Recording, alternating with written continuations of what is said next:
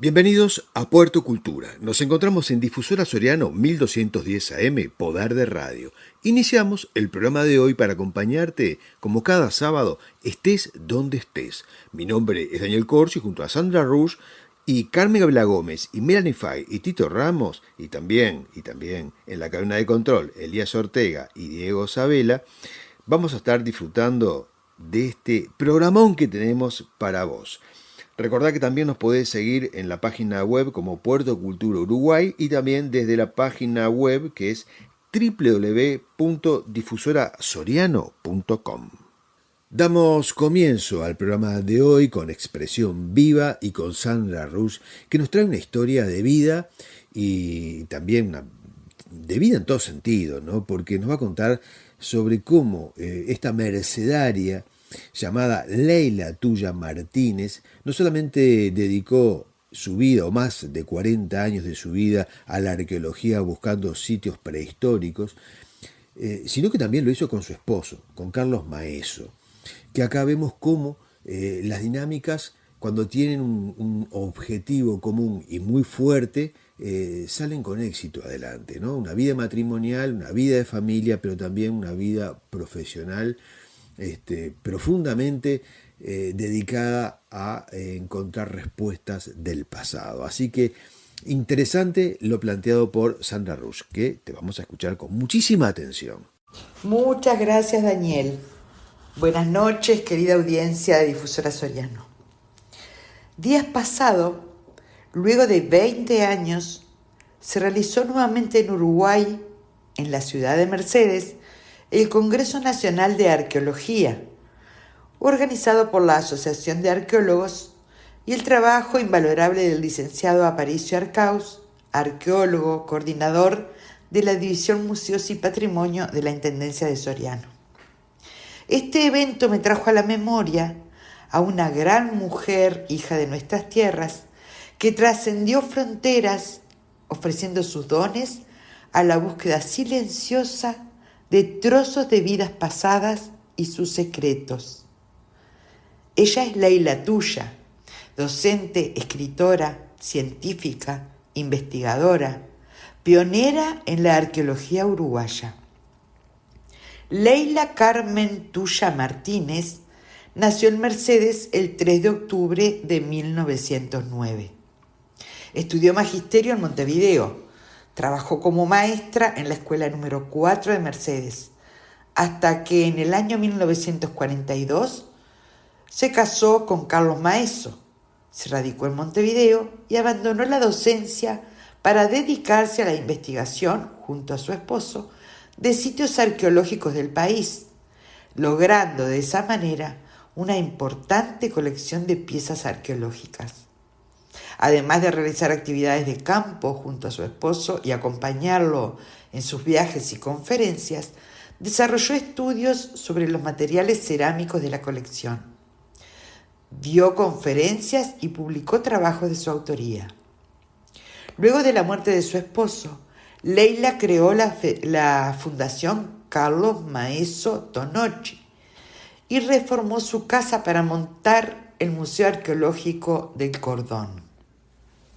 Se encargó tanto del montaje de la exposición como de la sistematización de la información, la conservación, realización de un registro e inventario de las piezas de la colección.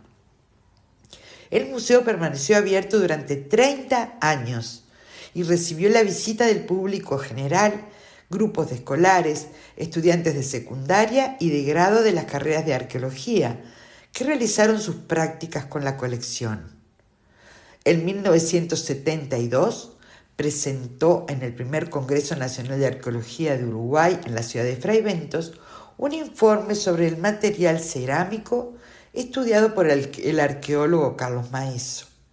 Además, dio notas en revistas y editó y publicó el libro Investigaciones Arqueológicas en el año 1977, en el cual se compilan los trabajos inéditos, en su mayoría de su esposo, en los que el investigador hace constante referencia a la compañía de su esposa, repitiendo una frase: una hermosa mañana del mes de abril de 1959 salimos con mi señora en bote de Villa Soriano para el campo Morgan y desde allí nos dirigimos al arroyo Caracoles, a pie.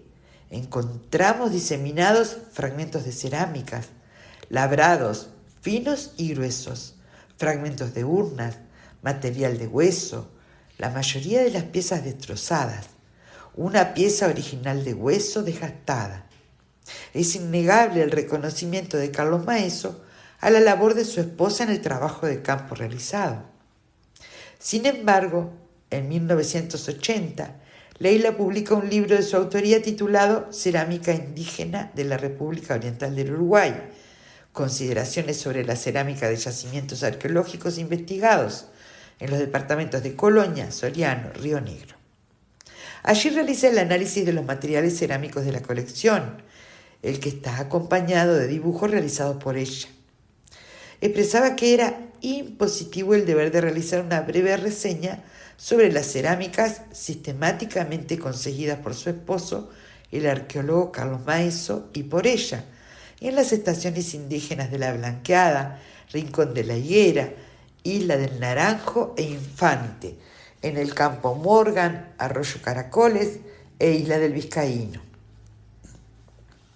Las excavaciones que efectuaron siguiendo un plan estratégico dieron como resultado el relevamiento de gran cantidad de fragmentos de cerámicas lisos y labrados, finos y gruesos, como dijimos, vasijas enteras y algunas fragmentadas que fueron reconstruidas.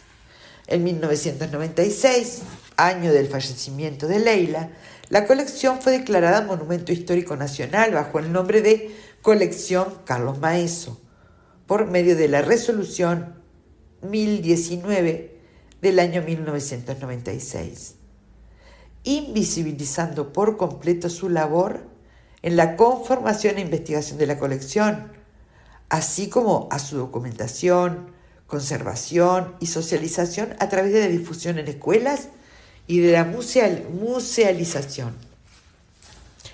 A partir de este momento, la Comisión de Patrimonio Cultural de la Nación se hizo cargo de la tutela y procedió a su inventario, acondicionamiento y conservación. En el año 2008, el Ministerio de Educación y Cultura adquirió la colección. Un año más tarde se inauguró el edificio donde se emplazaría el monumento Maeso en Villa Soriano, en nuestro departamento, lugar de nacimiento de Leila, con una exposición temporal de paneles con información titulada Carlos Maeso y Leila Tuya, pioneros de la arqueología uruguaya. Es importante señalar que, además de reconocer a Leila como pionera, se destaca su figura a través de una breve biografía, igual que la de Carlos Maeso. Si bien en el 2017 se inauguró la exposición permanente con esa colección de piezas, la colección aún permanece en la mayor parte almacenada en el Museo Nacional de Arqueología y esperan pasar a custodia de la Intendencia de Soriano. Cabe señalar, además, que en el 2011 la Junta Departamental de Soriano aprobó un nuevo nomenclátor para la ciudad de Mercedes, en cuyo listado se encuentra el nombre de nuestra homenajeada, Leila Tuya. Así se designó a la calle número 60, identificándola como Maestra Leila Tuya. Acá en Mercedes, a Leila la querían mucho, era muy apreciada, la conocían en particular antes de estar con Maeso. Ya era Leila, sobre todo porque era maestra de escuela y como docente la conocía mucha gente y se destacaba por su labor. Y por eso no solo fue la esposa de Maeso, sino que tuvo justamente una identidad propia ligada a su tarea docente y a quien ella fuera.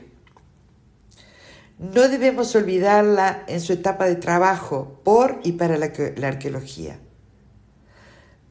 Más de 40 años se dedicó a esto, y si bien su profesión, como dijimos, era la de maestra y ejerció el magisterio, luego lo continuó desde otro lugar y fue con la arqueología y sus investigaciones. Como dije y repito, estuvo más de 40 años trabajando en arqueología y, sin embargo, la inmensa mayoría de los documentos refieren al trabajo de su esposo. Por eso es muy difícil encontrar información de su producción científica. Tenemos que rescatar a estas grandes mujeres, que tal vez por decisión propia, como en el caso de Leila, como se desprende de sus palabras, de los libros que escribió y de sus comentarios, dedicó su vida a estar al lado de su esposo, acompañándolo a él, dejando de lado la valoración de sus propias virtudes. Ella era una gran científica y una pionera en lo que tiene que ver con la arqueología. Todo esto lo pude rescatar de un libro llamado Anales de Arqueología, del capítulo que se titula Mirar la historia de la arqueología uruguaya con lentes violetas. Aquí se destaca la importancia de las mujeres que lucharon en la búsqueda e investigación arqueológica. Lo que se intenta es que se conozca su rol en el desarrollo de la arqueología y antropología del Uruguay, y así descubrir algunas de las tantas que junto a conocidos varones han trabajado no solo en el desarrollo científico, sino y fundamentalmente en la selección y cuidado de las más grandes colecciones arqueológicas públicas que hoy se encuentran en varios museos nacionales y departamentales. Leila murió en Montevideo el 15 de octubre de 1996. Así que hoy, en esta expresión viva, hemos querido rendirle el homenaje y reconocimiento que se ganó. Esta queridísima y destacada ciudadana mercedaria, pero que tal vez la tenemos un poco olvidada. Leila Tuya de Maeso, que en su vida fue Leila por sí misma, por todo lo que hizo y por todo lo que logró.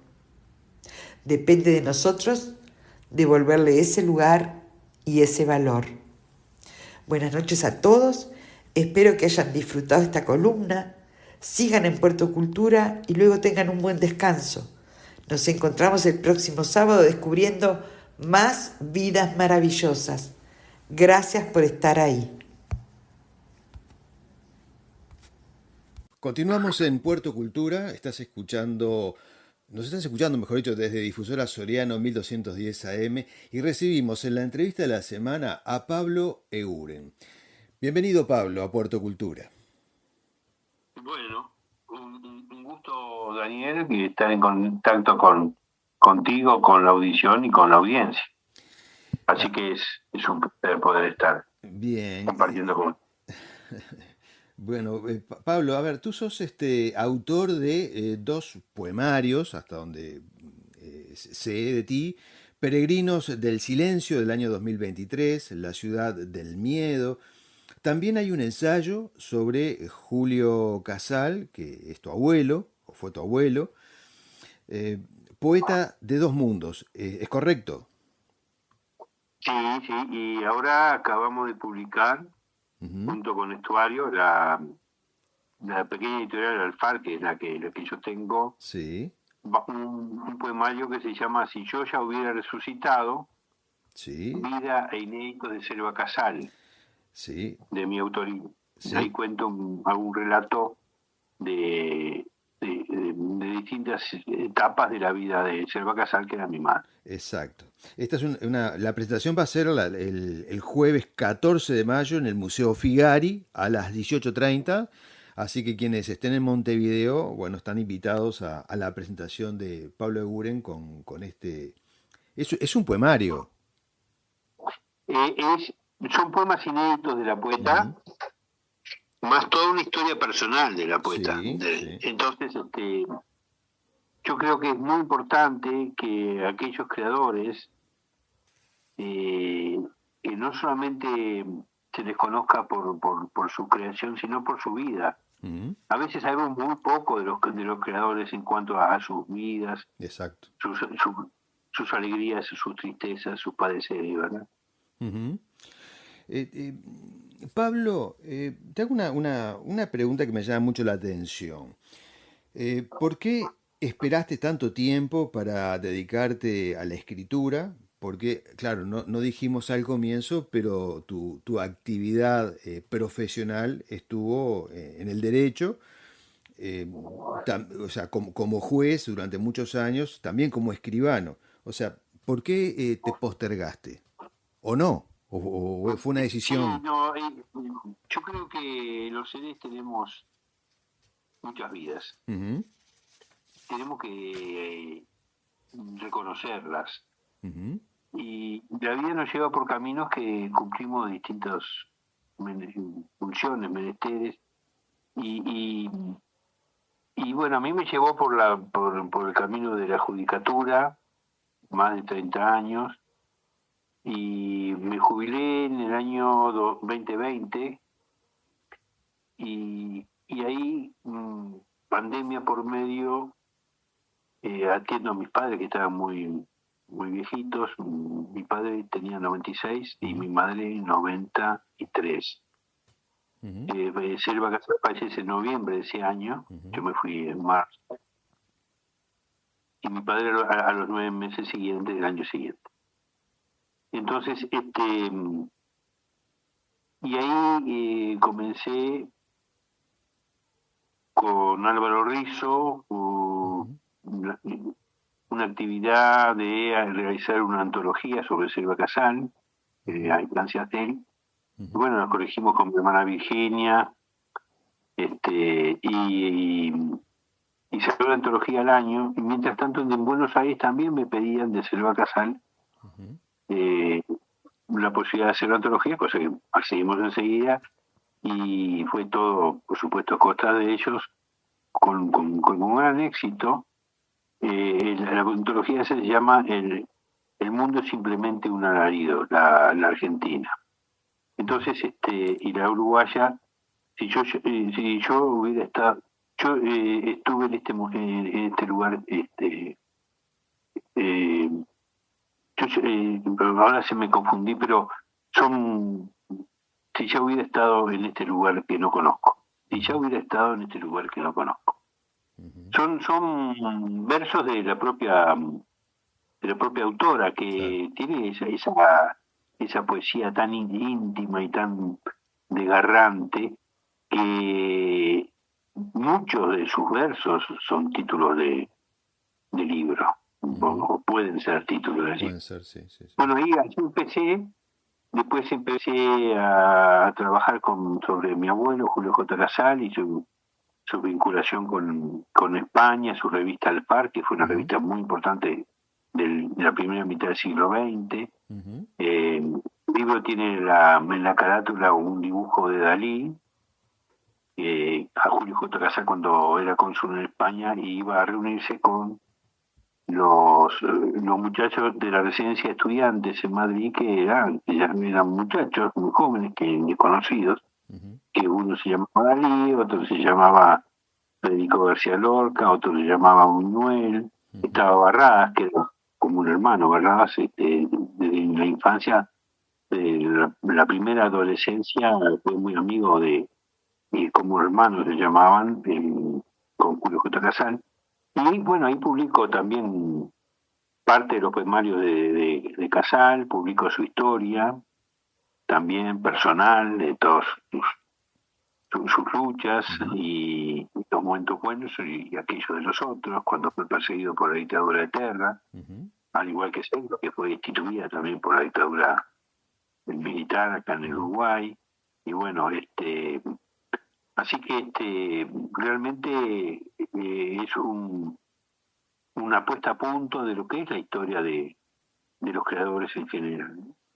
Sí, y además, ¿qué artistas estás mencionando, no? Pero yendo a ti ahora como escritor, eh, ¿sentís que haber estado tanto tiempo en tu trabajo profesional del derecho te sirvió para el desarrollo de tu poesía? Y te lo pregunto porque hay un fragmento, breve fragmento que voy a leer de tu poema Yo bajé a los infiernos, donde creo que está la huella de tu otro yo cuando decís hombres que recorren los pasillos con el alma arrastrada sencillamente, de a pedazos, transportadas.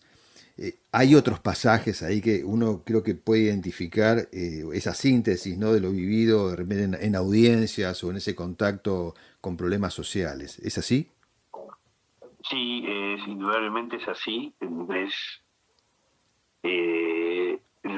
Yo fui juez penal mucho tiempo, Ujú, y bueno, la marca de ver la vida tan descarnada.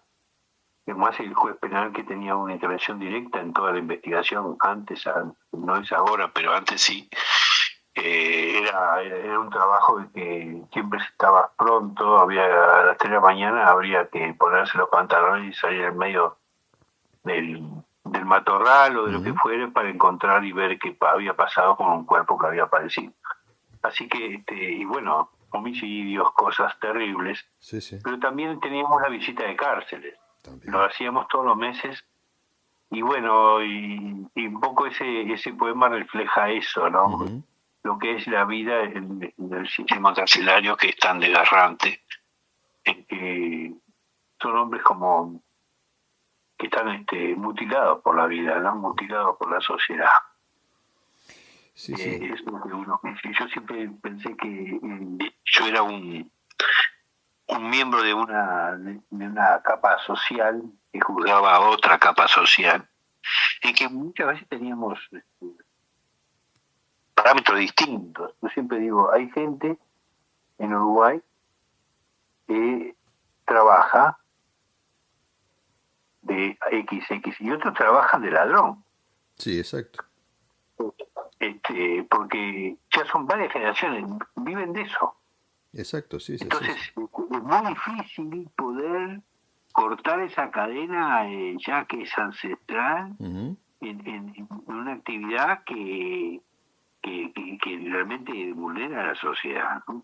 Pero también hay que ver la otra sociedad, la que no nos queremos ver o no sabemos ver, que la sociedad esa gente está irradiada del vínculo societario normal, común.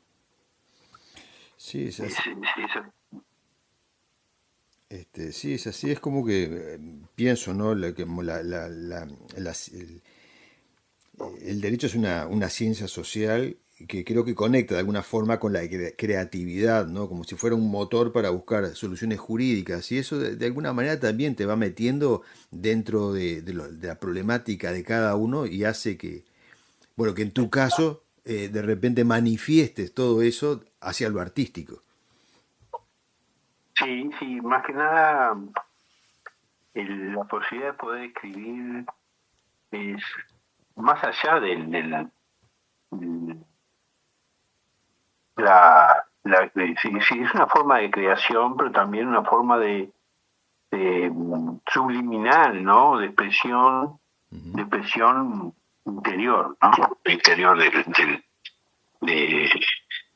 que escribe. Y bueno, va más allá de que sea bueno, malo, regular, o que tenga premio o no tenga premio. Es decir, eso lo aprendí mucho de Celio, va a decir, más allá, lo que es bueno siempre queda.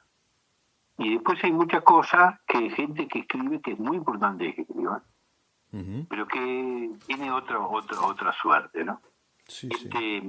Así que más allá de las premiaciones y todo esto, lo importante es escribir. Sí, sí. Es la forma de comunicación, ¿no? Sí. Pablo, en este libro en el que, bueno, honrás a tu mamá, si yo ya hubiera resucitado, ¿se incluye, además de los textos inéditos, alguna pintura? Porque Selva Casal también pintaba. Sí, en este no, pero va a haber ahora estoy editando también por la editorial pequeña esta mía, el PAC, estoy editando una revista que sale ahora el segundo número. El primer número salió el año pasado, en marzo. Y sale un segundo número que se llama Alfareros, que es una revista internacional que tiene aportes de Barcelona, de Galicia, de Córdoba, en España, bueno, de Argentina, de Chile, de Costa Rica, de Brasil, de Uruguay, y bueno, y es internacional y trata de rescatar las expresiones poéticas y y literarias de los creadores en general, más allá de lo de lo temporal, ¿no? Es decir, para hacer una revista física es una A4 color, el papel trata de asentar la creación en forma documental, porque estamos en un mundo en que todo es efímero. Sí. Y efímera la cultura. Entonces, estamos a un paso de que todo sea cero, desaparezca de un día a otro, y no marcamos nuestra propia identidad. Estamos perdiendo la propia identidad.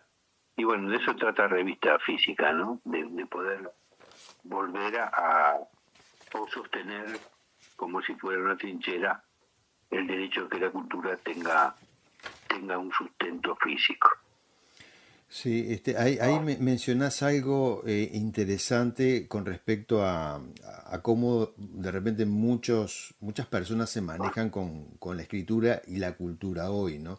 Porque hay muchas, personas, no sé si decirle escritores, que utilizan la inteligencia artificial para escribir poesía, lo cual es algo muy sencillo, se hace muy rápido y uno puede hasta poner el tema y que la IA se lo haga como si fuera Borges o Alejandra Pizarnik o no sé, Mario Benedetti, Neruda, que quieras, ¿no? ¿Cómo ves esa situación? Bueno, yo creo que la inteligencia artificial puede llegar a ser una herramienta, yo no la manejo, pero es una herramienta. Si vos le das mala información, hace un desastre. Ah, sí, totalmente. Si vos pedís información y te larga cualquier cosa. Sí. Entonces, mezcla los poemarios. Yo puse una vez Selva Casal y aparecían poemas de Selva Casal como que fueran de otro poeta. Sí. Y traían mezclados y bueno, todo depende cómo se le informa. Entonces es algo para agarrar con pinzas. Es verdad. Porque es inteligencia artificial, pero yo diría inteligencia artificiosa. Como la opinión, como esa se decía en la prensa antes, en penal decíamos opinión publicada, opinión pública no, opinión publicada, claro. Cuando se manejaban más los temas de derecho penal o de lo que fuere. Entonces crearon opinión. Y acá hay algo de eso, ¿no? Es inteligencia artificiosa, es decir, depende de cómo la carguen, depende de mucha cosa y realmente pierde autenticidad. No hay cosa mejor que lo propio, ¿no? Exacto. No podemos ser lo que no somos. No podemos ser lo que no somos. Y eso lo trasciende enseguida, se ve enseguida. Claro, Tanto y se utiliza en la narrativa como si se utiliza en la poesía. ¿En dónde? En lo técnico, por ejemplo, es peligrosísima en lo técnico, porque no solamente puede estar mal informada, sino que, por ejemplo, los muchachos que dicen que hacen los estudiantes que traban los exámenes con inteligencia artificial, también dicen. Entonces, pero ¿de qué le sirve salvar el examen si mañana no sabe levantar, yo qué sé, una columna de material? Entonces, es lo que no se aprende, lo que no se siente, lo que no es. Exacto. Puede ayudar para mejorar algunas cosas, pero no para la creación. La creación es propia e intransferible del ser humano, ¿no? Sí, así es. Pablo, te hago casi la última pregunta. Soy curioso, capaz que no me la podés responder hasta que presentes el libro, pero sí siento... me inquieta el nombre de este libro. Si yo ya hubiera resucitado, ¿por qué ese nombre? Bueno, el nombre, yo siempre digo que Selva Casal tiene, como te decía, sus versos que son portadas, ¿no? Ujú. Entonces, yo estaba, digo, ¿qué nombre le ponemos al libro? Yo me invoqué a ella porque siempre uno siente una comunicación muy especial con los seres queridos, aunque no Ujú. estén.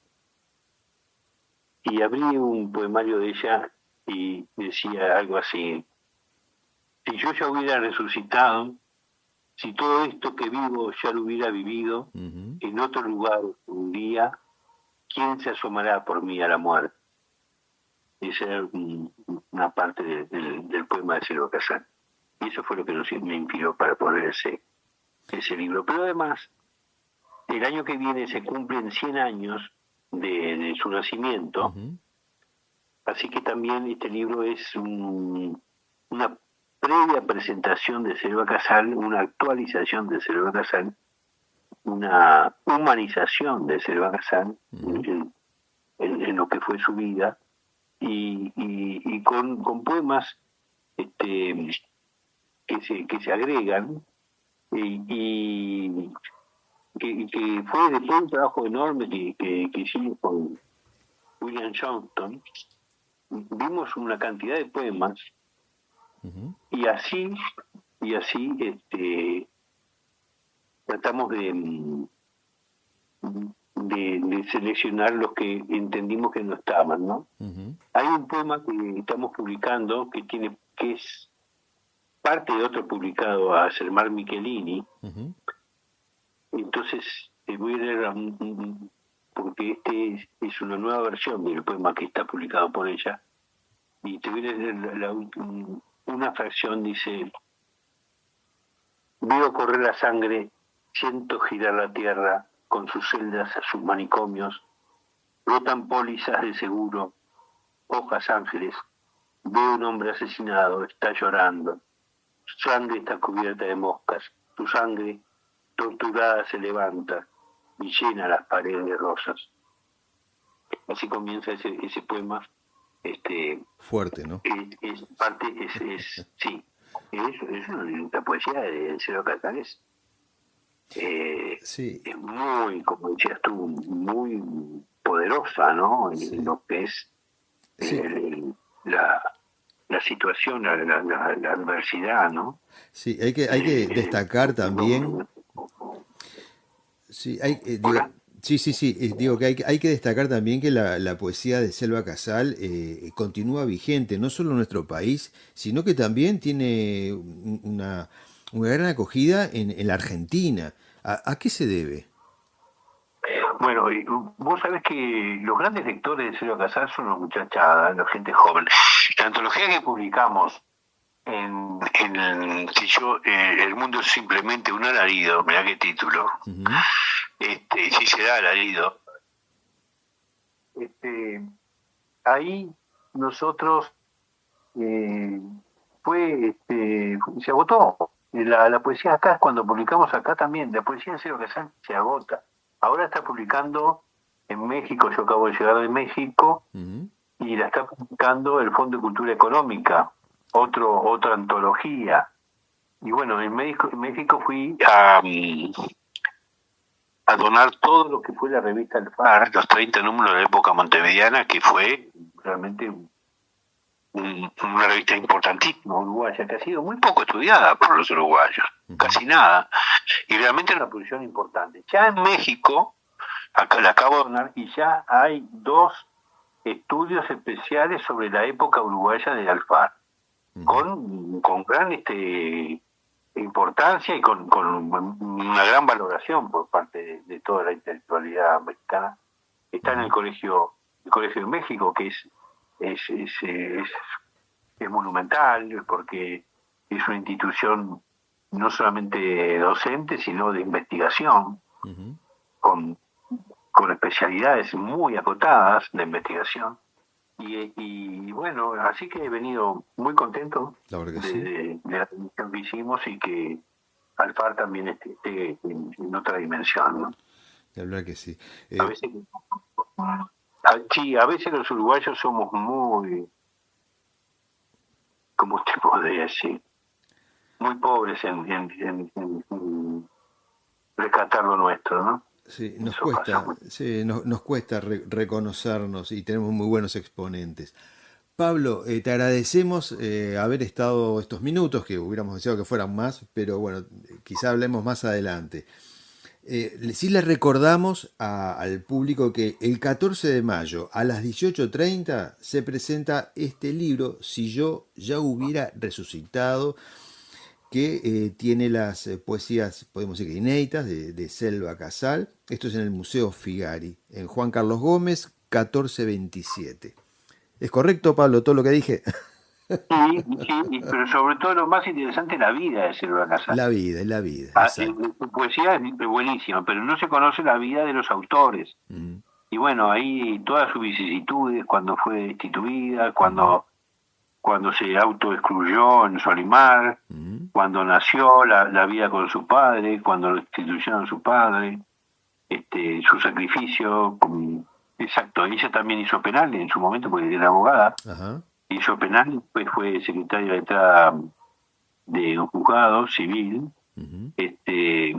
Ahí cuento algunas anécdotas penales de Selva Casal. Así que hay muchas cosas muy distintas. Hablo de la jornada de poesía, que había en Uruguay, que fueron importantísimas, del año 57 Sí, sí. al 68, como fue jornadas internacionales de poesía de Piriápolis, que venían delegaciones y que estaban cubiertas por toda la prensa argentina, por toda la prensa uruguaya. Era una cosa muy importante, y eso lo tuvimos en ese Uruguay tan querido que se nos ha ido dibujando. Hay que Sí, rescatar la cultura, sí, hay que rescatar la minoría. sí, en aquella época además también se abrían escritores realmente importantes, ¿no? Así me viene a la cabeza que tiene que ser contemporánea de Amanda Berenguer, de Clara Silva, ¿no?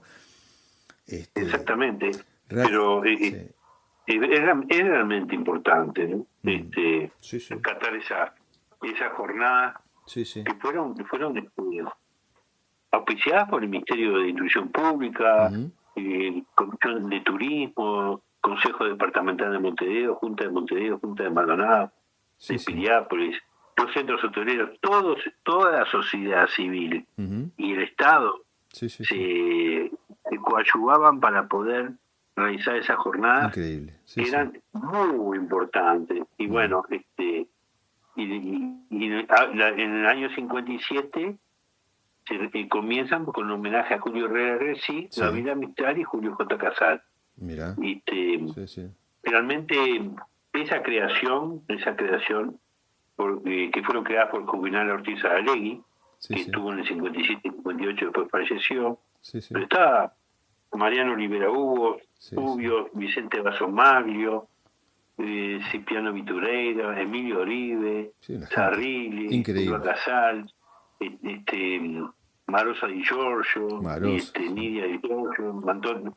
Bueno, eran, después argentinos, venía María Elena Walsh, Alejandra Pizarnik, ujú, Requeñe, Tomás Eloy Martínez, también, sí, sí, Ricardo Molinari, Juan Carlos Díaz Usandaibara, Jaime Dávalos venía, el trío mira, Chupanqui, qué movida, una gran movida, era un movimiento muy importante. importante, sí, sí, sí, Nivia Mariño tocaba, sí, sí, Daniel Miglietti participó. mira, Es decir, sí, sí, era sí, una cosa importantísima y fomentada por todos, por los escritores, sí, sí, sí, por todas las fuerzas eh, públicas, ¿no? Y sí, no sí, sí, públicas y privadas. Los hoteleros estaban asociados para beneficiar a la gente que sí, sí, iba. Era maravilloso. muy... Y bueno, hay que rescatar todo eso. Y la verdad que Que es sí. Y todo está lo en el real, libro. ¿no? Sí, sí. Y todo está en este libro, así que bueno, están todos invitados ahora el 14, jueves 14 de mayo. Pablo, una alegría haber conversado Un gran contigo abrazo. y esperemos reencontrarnos nuevamente acá en la radio o quizá en otros escenarios. Gracias, Pablo, por tu A la participación. orden y bueno, un afectuoso abrazo y muchas gracias. Amigos, continuamos con Puerto Cultura en la noche de hoy sábado. Continuamos en Puerto Cultura y en Arte a la Carta, Carmen Gabriela Gómez hoy nos trae un tema para el debate amistoso. ¿sí? Princesas adoctrinadas y princesas rebeldes, porque siempre la historia ha tenido actores pasivos y actores muy activos, pero con su humor, su ironía, sus características. Carmen Gabriela Gómez nos trae siempre estos esquemas de la historia que la han cambiado para siempre y que tienen mucho que ver también con nuestro presente.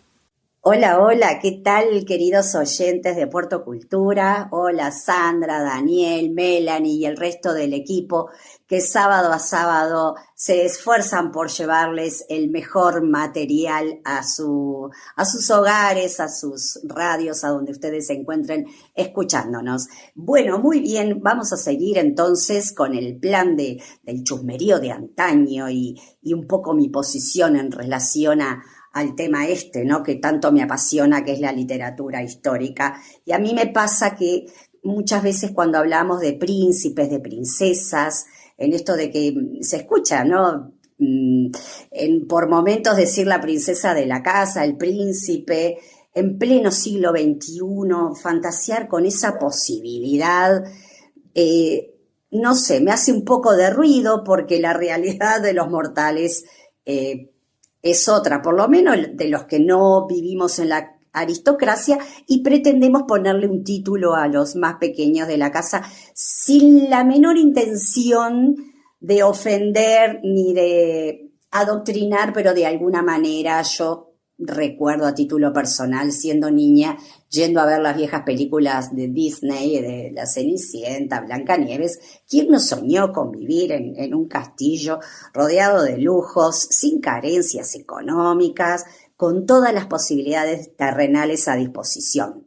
Nada de tender la cama, ni preocuparse por las compras, ni por el alto costo de la vida, ingresos que no alcanzan, pero bueno, a medida que vamos aprendiendo un poco del pasado y del presente, con todas las herramientas, los informativos y todos los portales donde nos muestran cómo es la realidad de la gente, sin ir más lejos, la no tan pasada vida de nuestra querida Lady Di, que tanto desde el punto humano nos dejó, que fue un poco vetado por el sistema, porque no era tarea de una princesa hacer el bien, o desde ese lugar que ella tenía tan notorio y tan cercano a la gente menos privilegiada. Pero bueno, yo tengo la teoría, no sé si es la teoría, es mi manera de razonar, de que tanto los monarcas como los aristócratas en general son los que viven prisioneros de su posición social, ¿no? Y de los caprichos de quienes les imponen las reglas, sean hijos varones o sean hijos mujeres. Y ahí volvemos de nuevo al ejemplo de Carlos y Lady Di y Diana Spencer, porque Carlos tampoco se quería casar con Diana y sin embargo ambos sufrieron como, bueno, esa obligación moral de tener que casarse. Capaz que ella estaba un poco más enamorada, pero él radicalmente no. Y esas maneras que tienen de educarlos desde otro lugar tan lejanos a nosotros, que no es momento tampoco para cuestionar, pero que de alguna manera, yo digo, por suerte vivo otra realidad, me puedo sentar en un café, en la Rambla, tomar unos mates, visitar una amiga sin que me sigan los paparazzis, ni tener que hacer cuestiones obligadas por quienes rigen las reglas, como decía anteriormente. Bueno, el caso de hoy es que yo les traigo el ejemplo antiguo, ¿no?, de dos mujeres que tomaron decisiones muy, pero muy diferentes en momentos donde nadie se podía negar a los matrimonios arreglados. Bueno, hoy todavía existe, pero no es el tema. Les había traído un poco el ejemplo de Carlos y Lady Di para más o menos entrar en tema. Una de las chicas de las que le voy a hablar se llama Consuelo Vanderbilt. Ella era neoyorquina, estoy hablando del siglo XIX, y la madre la vendió a cambio de un título nobiliario. Esto en realidad fue a fines del siglo XIX, casi empezando el siglo XX. Ella era la heredera más rica de Nueva York, pero había un detalle no menor, Ella estaba enamorada, como siempre, de otro hombre, la vida misma, señoras y señores. Su madre, sin embargo, que se llamaba Anna Vanderbilt, tenía otros planes para ellas. Quería convertir a su familia millonaria en parte de la aristocracia británica. Mucha plata, pero no eran nadie, como se dice ahora los nuevos ricos.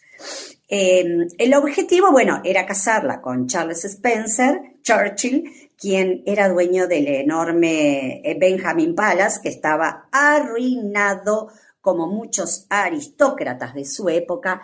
Tenían muchos bienes, un montón de castillos y poder, pero no tenían un solo peso. Estaban prácticamente todos en quiebra, pero bueno, había que parecer que no sucedía nada de eso, pero sí necesitaban dinero para recuperarse. Entonces, de ahí venían estos matrimonios consensuados, en donde la gente millonaria ponía el dinero para que su hija o su hijo se case, y la otra familia lo que ponía era el título nobiliario, que puede ser conde, condesa, archiduque, duquesa, bueno, en fin, más o menos de eso se trata. Nuestra muchachita en cuestión, o sea, Consuelo, que no quería casarse con el británico, fue sometida a una manipulación emocional exacerbada por parte de su madre. La madre fingía ataques de salud, lloraba durante horas, y aseguraba que la decisión de su hija la llevaría a la muerte. Si ella no se casaba con el británico, la madre, se iba a morir. Así que, bueno, sin salida, nuestra chica Consuelo accedió al matrimonio. El novio, el británico, recibió una dote de $2.5 millones. Fíjense ustedes que si en aquella época era una fortuna inmensa, digo, lo es ahora, el equivalente hoy es más o menos decenas de millones de dólares, o sea, varias decenas. Un disparate de plata. Bueno, Consuelo se convirtió en una de las llamadas Dollar Princess, que eran herederas estadounidenses cuyas fortunas fueron destinadas a rescatar a familias aristócratas europeas que gozaban del privilegio de tener títulos y palacios, pero el monedero y la billetera vacía. Así es. Por lo tanto, muchos nobles obtuvieron dinero para recuperar su estatus a cambio de formalizar el matrimonio con jóvenes americanas herederas, millonarias, quienes padecían el desamor, la soledad, y su persona a nadie le importaba. Dentro del castillo, una vez consumado el matrimonio, solo importaba su fortuna. Hablemos de príncipes y princesas, a ver a quién le interesaría tener esta vida de encierro dentro de los castillos. Yo realmente tengo mis serias dudas, pero bueno, lo dejo a criterio de cada quien en sus sueños o en su libre albedrío. La segunda chica en cuestión, que es la antítesis de esta chica, ¿por qué? Porque muchas veces podemos tomar decisiones, otras veces no, como fue el caso de nuestra amiga Consuelo. Pero ahora vamos a hablar de una británica, perdón, esta otra era neoyorquina. Una británica que se llamaba Florence Nightingale, ahí está. Ella era de familia adinerada y tenía una educación clásica con un futuro preestablecido, que era el matrimonio, los salones, las herencias, o sea, como era costumbre de la época, su familia lo tenía absolutamente todo planeado. Pero cuando estalló la guerra en Crimea, esta chica se rebeló e hizo lo que nadie estaba dispuesta a hacer. Los soldados heridos iban a los hospitales, como todos comprenderán, a las tiendas de campaña, si pensamos en lo que significaban las guerras, a morir, porque realmente no había nada en esa época. Seguimos en el siglo XIX. Esa era la realidad, y morían no por las heridas, sino porque dentro de esas tiendas de campaña todo lo que había en el suelo, en el agua, en el aire, estaba contaminado. Convengamos que la higiene en esas épocas, y en especial en esas circunstancias, no era contemplado. Y el 40% de los soldados morían por las condiciones básicamente de esas tiendas de campaña convertidas en hospitales. Entonces, nuestra amiga británica Florence, ¿qué hizo? Se animó a cambiar la realidad y, a pesar de contar con un futuro de lujos y privilegios, ella marchó con 38 enfermeras y encontró, cuando llegó a esas tiendas, hacinamiento, drenajes rotos, ventanas selladas. Ella llegó con su equipo, abrió, ventiló, limpió, puso orden, hizo lo que nadie. Y la mortalidad entre los soldados en esta guerra cayó del 40% a menos del 2%. Mientras los médicos dormían en la noche, ella con su lámpara hacía la recorrida. A aquellos que morían, ella les hacía compañía hasta su deceso. La compasión de esta mujer realmente es destacable, porque no les hacía compañía hasta que cerraran sus ojos por última vez. En 1907 recibió la Orden del Mérito. Fue la primera mujer en obtenerla. Fíjense ustedes, murió recién a los 90 años, que para aquella época era mucha vida. Así que te digo, querido oyente, que cuando vayas a un hospital y veas que todo está ventilado, los protocolos que existen, la higiene, la atención de la enfermería, acordate de ella, de nuestra querida enfermera, que en realidad no era enfermera, tuvo un acto de valentía brutal para la época y que fue apodada la Dama de la Lámpara. Bueno, queridos amigos, esto es todo por hoy y con un beso y un bizcocho nos vemos el sábado próximo a las 8 p.m. Y ya sobre el final del programa, Melanie Fay nos cuenta sobre Quirón y Sagitario. ¿Se acuerdan de la historia de aquel centauro, el más sabio de todos, que era tutor o fue tutor o guía de héroes muy famosos como Aquiles o Jason? Bien, entre otros, una historia cargada de simbolismo. Así que te escuchamos, Melanie Fay, con todo este conocimiento astrológico que siempre nos deslumbra. Hola Sandra, hola Daniel, bienvenidos todos a Cartografías del Cielo. Hoy voy a retomar los mitos y voy a contarles el de Quirón, con el que dejamos atrás la intensidad de escorpiana para adentrarnos en la metáfora de Sagitario, sus amplios horizontes y sus grandes preguntas. Quirón era un centauro, es decir, que era mitad hombre y mitad caballo. Y era un centauro que se distinguía del resto de los centauros porque en vez de ser salvaje e impulsivo, era sabio, paciente y civilizado. Era un centauro hijo de Cronos y de la ninfa Filira. Y había desarrollado su conocimiento, su sensibilidad y su conciencia, habiendo llegado a ser incluso maestro de grandes héroes como Aquiles, Asclepio, el dios de la medicina, y Hércules. Quirón, entonces, era guía, educador, puente entre lo humano y lo divino, y también, como hijo de Cronos, era inmortal. Una de las versiones del mito dice que fue Hércules quien, en un enfrentamiento con otros centauros y por accidente, hirió a Quirón con una flecha que tenía un potente veneno de la hidra. Tan tóxico era este veneno que Quirón, que manejaba conocimientos profundos de medicina, no pudo curarse. Pero tampoco podía morir. Viéndose así entonces condenado a padecer una herida permanente que le provocaba un dolor constante. Fue pasando el tiempo y esta situación inalterada dio paso a la desesperación. Pero mientras esto sucedía, el titán Prometeo había sido castigado también por haberle entregado el fuego a los hombres.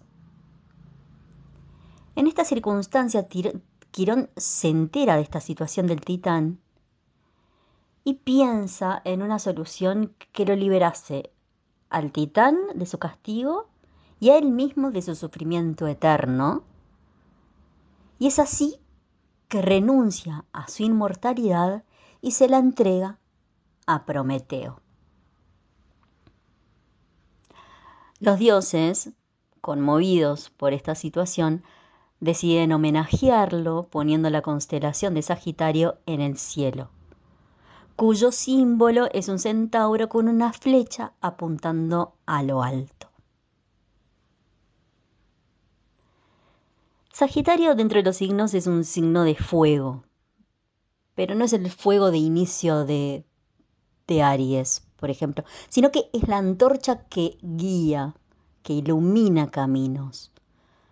Sagitario se adapta, explora, buscando siempre comprender. Sagitario no es solo expansión y entusiasmo, sino que también es búsqueda de sentido a partir de la experiencia. En una primera instancia representa la supremacía por sobre lo meramente instintivo a partir de la cultivación de los saberes superiores del conocimiento. Sagitario cruza las fronteras físicas y simbólicas y aparece, es la energía de los personajes que viajan, que buscan, que cambian su forma de ver el mundo. Está representado, por ejemplo, en los filósofos que intentan responder a las grandes preguntas esenciales. En astrología mundial, Sagitario rige la educación superior, la religión, los viajes internacionales, las ideologías. Y cuando hay movimientos importantes en el signo de Sagitario, suelen surgir agendas nacionales o debates sobre creencias, valores, visiones del mundo. Sagitario es un signo que amplifica y puede expandir tanto el conocimiento como los dogmas, esas ideas que no se cuestionan. Porque la flecha de Sagitario apunta hacia algo que está más allá de lo inmediato y nos invita a preguntarnos hacia dónde vamos. Es la energía que nos empuja a crecer y a buscar experiencias que nos transformen. Pero tiene el desafío de no caer en la dispersión o incluso en las certezas absolutas, porque, por definición, quien cree tener toda la verdad, deja de buscarla, en definitiva. Sagitario es un signo que no niega el dolor, sino que lo resignifica. La herida que no sana puede ser un camino de enseñanza y de aprendizaje también, y por eso mismo es un signo profundamente esperanzador. Se constituye esencialmente de positivismo porque siempre hay algo más para aprender, algo más para entender, algo nuevo para descubrir. Sagitario entiende que la vida es búsqueda de sentido y que viajar, ya sea literalmente por el mundo o por el mundo de las ideas, nos transforma, que las preguntas muchas veces son tan valiosas como las respuestas y que incluso las heridas que nunca sanan pueden ser sabiduría compartida. La flecha de Centauro, de Sagitario, apunta a lo alto y aunque muchas veces puede ser interpretado como voluntad de escapar, de sortear las dificultades, es en realidad darle dirección al camino. Por otro lado, la astrología también toma de este mito de Quirón la propia figura de Quirón para designar a un asteroide que tiene algunas características de cometa y que orbita de forma irregular entre Saturno y Urano. La astrología también le da significado a cosas que están por fuera de los planetas. Y Quirón en la astrología representa la herida que nunca se cura, ese dolor que traemos innato y que no llegamos nunca a curar, pero que también nos transforma. Quirón recuerda que el conocimiento más profundo muchas veces viene de la experiencia y no de la perfección. Podemos decir que mientras que Sagitario es el camino, Quirón representa la razón por la que tomamos ese camino. Quirón es la herida que nos sacude, el dolor que no se va, pero que a su vez se puede convertir en nuestro mayor don. Representa la paradoja de ser un experto ayudando a los demás en temas donde nosotros mismos muchas veces nos sentimos incapaces.